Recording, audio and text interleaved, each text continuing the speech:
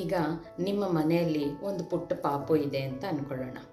ಆ ಪುಟ್ಟ ಪಾಪು ಇದ್ದಾಗ ಅದೊಂಚೂರು ಎತ್ತಿ ನಿಂತ್ಕೊಂಡ್ರು, ಸೋಫಾ ಮೇಲೆ ನಿಂತ್ಕೊಂಡ್ರು ಹುಷಾರು ಬಿದ್ದುಬಿಡ್ತೀಯಾ ಅಂತೀವಿ. ಆಮೇಲೆ ಅದು ಜೋರಾಗಿ ಓಡ್ತಿದ್ರು, ಹುಷಾರು ಓಡಬೇಡ ಬಿದ್ದುಬಿಡ್ತೀಯಾ ಅಂತೀವಿ.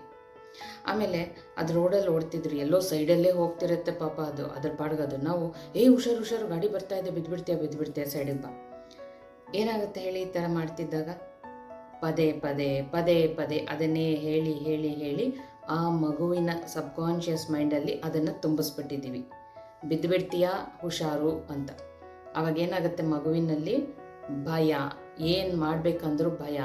ಓಕೆ, ನಾನು ಇಲ್ಲಿ ಹತ್ತಿದ್ರೆ ಬಿದ್ದುಬಿಡ್ತೀನಿ, ನಾನು ಈ ಥರ ಆಟ ಆಡಿದ್ರೆ ಬಿದ್ದುಬಿಡ್ತೀನಿ, ಹಿಂಗೆ ಮಾಡಿದ್ರೆ ಬಿದ್ದುಬಿಡ್ತೀನಿ, ಹಿಂಗೆ ಮಾಡಿದ್ರೆ ಹಂಗಾಗುತ್ತೆ.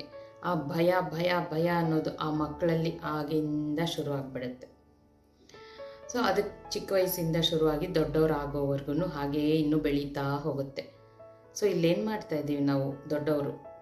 ನಾವಾಗೇ ನಮ್ಮ ಮಕ್ಕಳು ಜೀವನನ ಹಾಳು ಮಾಡ್ತಾ ಇದ್ದೀವಿ.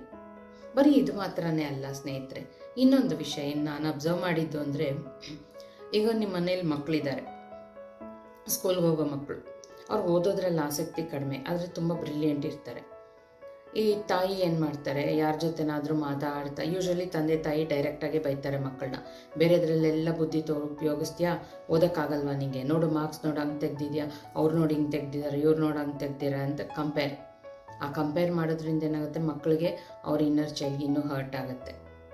ನನ್ನ ಅಪ್ಪ ಅಮ್ಮ ನನ್ನನ್ನು ಇಷ್ಟಪಡ್ತಾ ಇಲ್ಲ, ಅವ್ರು ಯಾರೋ ಓದ್ತಾರೆ ಅಂತ ಅವರನ್ನು ಇಷ್ಟಪಡ್ತಾ ಇದ್ದಾರೆ ಅಂತ.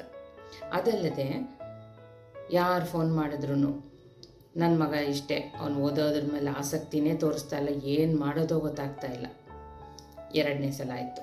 ಅದಾದಮೇಲೆ ಸಾಕಾಗ್ದು ಅಂತ ಅಕ್ಕಪಕ್ಕ ಮನೆಯವ್ರು ಯಾರಾದರೂ ಬರ್ತಾರೆ ಮನೆಗೆ, ಅವ್ರ ಜೊತೆ ಮಾತಾಡ್ತಾ ಮಗುನ ಕರೆಯೋದು, ಎಲ್ಲೋ ಒಳಗಿರೋ ಮಗುನ ಕರೆಸ್ಬಿಟ್ಟು ಆಮೇಲೆ ಮಾತಾಡ್ಸೋದು. ಆಮೇಲೆ ಇವನಿಗಂತೂ ಓದೋದ್ರ ಮೇಲೆ ಆಸಕ್ತಿನೇ ಇಲ್ಲ ಅನ್ನೋದು. ಏನಾಗುತ್ತೆ, ಈ ಥರ 3 ಸಲ 4 ಸಲ 5 ಸಲ ಅಂತ ಹೇಳಿ ಆ ಅಫರ್ಮೇಷನ್ನ ಈ ತಂದೆ ತಾಯಿ ಮಗುವಿನ ತಲೆಯಲ್ಲಿ ಹಾಕ್ಬಿಡ್ತಾರೆ. ಹಾಗೇನಾಗುತ್ತೆ, ಮಗುವಲ್ಲಿ ನನಗೆ ಓದೋದ್ರ ಮೇಲೆ ಆಸಕ್ತಿ ಇಲ್ಲ ಅನ್ನೋದು ಕೂತ್ಬಿಡುತ್ತೆ. ಸೊ ಇದು ಯಾರ ತಪ್ಪು? ಈಗ ನಿಮ್ಮ ಮಕ್ಕಳಲ್ಲಿ ಏನೇನು ಪ್ರಾಬ್ಲಮ್ಸ್ ನೋಡ್ತಿದ್ದೀರೋ, ಎಲ್ಲಿಂದ ಬಂತು, ಯಾರಿಂದ ಬಂತು ಒಂದ್ಸಲ ಯೋಚನೆ ಮಾಡಿ.